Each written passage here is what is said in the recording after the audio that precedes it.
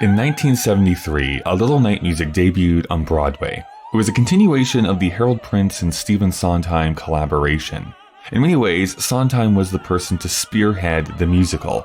Originally, they wanted to adapt the play Ring Round the Moon, but the playwright declined their offer to adapt his work. Instead, Sondheim turned to his vast knowledge of movies to try and think of a film that had similar themes. He landed on Smiles of a Summer Night, the Ingmar Bergman film, which had launched that director's career. Was it funny, melancholy, just incredibly Swedish? Who can tell? But the director did allow them the rights to adapt it for the stage. Sondheim wanted to continue his streak of shows with non-linear storylines, which had begun in Company and followed up with Follies. But he was voted down. Instead, he challenged himself in a different way. First was his love of the theme and variations style of music, popular with many classical composers, with Ravel, obviously, being one of the biggest inspirations.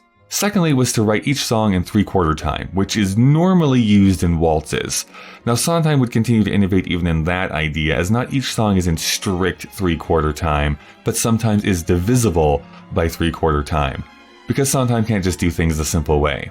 What debuted on Broadway in 1973 was a sex farce with a book that is straightforward, and with music that is challenging and gorgeous.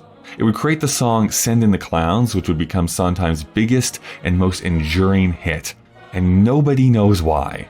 Episode 1 of our new season debuts next week on November 25th.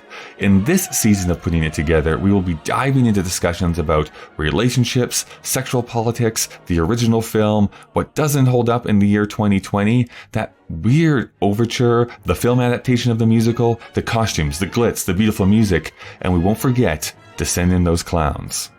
The Joker would be so proud.